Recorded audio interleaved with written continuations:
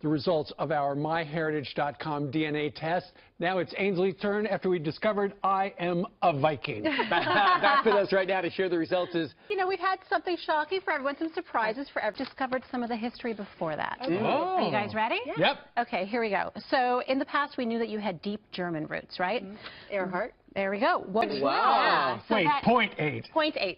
Okay, so Hayden can get a scholarship. There you we have can, it. like, circle other, right? There you have it. I've actually heard that some people check DNA to see if they can diversify. And wow, that's interesting. Yeah, exactly. So there you have it. But not only that, as we have with you guys, we also took that information and dug deep to see what historical documents we could find for you. Are you ready? Okay. Ready. So we found, but that's not all.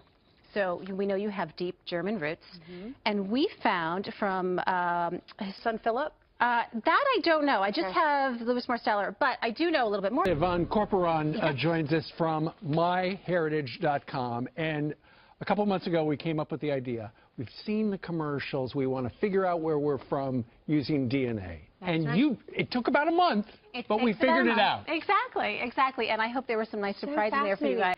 I have a lot of Italian blood, so it seems like they were sharing a little bit more than just fish when they were going back and forth in olive oil. Oh, the marinara. Right. Exactly. So it's great. And then what you're able to do with the help from the researchers at MyHeritage is that we know what percentage from what country or what region we are. Right. We want to know how those dots all connect. So Exactly. it'd be nice to see who married who and how they became an item. Well, as it turns out, Ainsley and I have something in common. We both have Scandinavian roots. True. Are you more Scandinavian than I am? I'm 60%. What am I? 30. Steve, 30. 60%. Okay. Yeah, there we go. But what's interesting is Yvonne said that, that apparently you have tracked down people I'm related to who live in Sweden? Yeah, what happened them or not, it tells you their names, the country that they're from, and the percentage of DNA that you share. For instance, we were talking about how my mom always told me that one of George Washington's pallbearers was a relative of ours. His name was Philip Marsteller.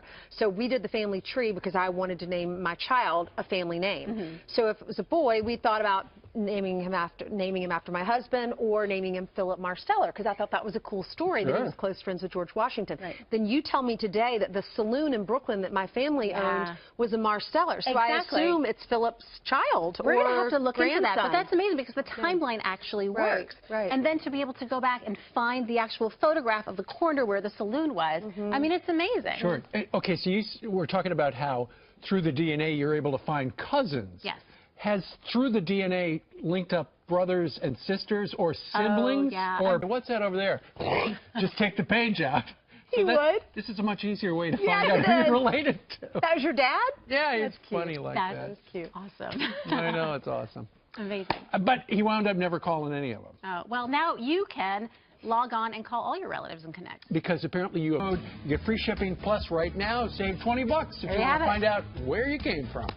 It's worth it. Employees who passed the snowflake test, please welcome Ali Palugi, Director of Operations, and Devon Farquharson, who is the visual content creator. Good morning. Thanks for having us. Good morning. Okay, so after you were on Fox and Friends a week ago, where you talked a little bit about some of the questions on the snowflake test. The reason you wanted to start with the snowflake survey of new employees, when you realized to get this job, Time You Cried is one of the questions, and apparently when he asked you the question, could have been related to a romance. Yeah, sure.